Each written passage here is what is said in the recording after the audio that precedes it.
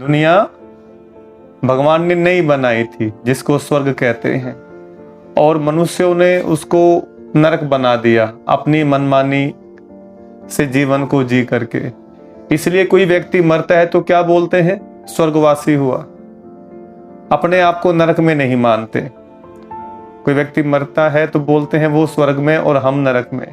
कोई दूसरा बोले नरक में तो उस पे झगड़ा करने लग जाएंगे, उसको उल्टा बोलेंगे। तो जो बताया गया धर्म ग्रंथों के अंदर में, गरुड़ पुराण में भी आता है विषय वैतरणी नदी, है ना। भगवान से हमने प्रार्थना गाई, विषय विकार मिटाओ पाप हरो देवा, श्रद्धा भक्ति बढ़ाओ संतन की सेवा। भगवान आते हैं विषय विकार को मिटाने के लिए, क्यों? विषय इंसान के जीवन को विषैला बना रहे हैं। आज बहुत प्रकार के विषय हैं जिस विषयों के अंदर इंसान भटक रहा है। विषय वैतरणी नदी के अंदर मनुष्य भटक रहा है।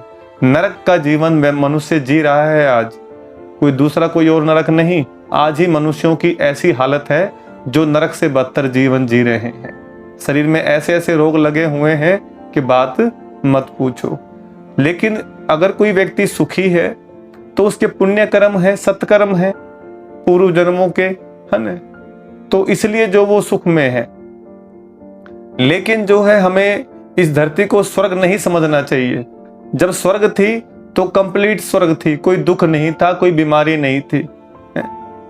लेकिन समय बीतते बीतते आज क्या हो गया, जिस प्रकार शरीर बूढ़ा हो जाता है और शरीर हाथ पांव काम नहीं करते, याददाश्त भी धुंधली हो जाती है, इसी प्रकार सतयुग त्रेता द्वापर कलयुग, समय बीतते बीतते क्या होगी, फिर प्रकृति भी क्या होगी, बूढ़ी होगी।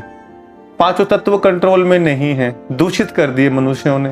अब भगवान आकर के दोबारा, जिस प्रकार बूढ़ों की सेवा की जाती है ना, बड़े बुजुर्गों की, पहले बड़े बुजुर्ग बच्चों की सेवा करते हैं, जब बच्चे बड़े हो जाते हैं तो फिर क्या करते हैं, वो बड़ों की सेवा करते हैं। इसी प्रकार हमने प्रकृति की सेवा करनी है और फिर दोबारा सतयुग परमात्मा की मत पर बनेगा। तो इसलिए धीरे धीरे हमें जो नरक सुना हमने वर्ड, कोई दूसरा नरक नहीं होगा कोई और, कि कहीं और दुनिया में जाए, आग में डाला जाएगा या झोंका जाएगा, है जहन्नुम की आग बोलते हैं। तो बहुत सारे लोग भीतर जल रहे हैं, क्रोध की अग्नि में जल रहे हैं, लोभ की अग्नि में जल रहे हैं, मोह विषय विकारों की अग्नि में जल रहे हैं। तो अग्नि बहुत है जिसमें व्यक्ति जल रहा है, कोई और दूसरी अग्नि नहीं आने वाली है।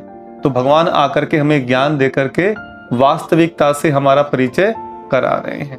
अब हमें नरक से स्वर्ग में जाना है, भगवान की श्रीमत पर चल करके इस धरती को नरक से स्वर्ग बनाना।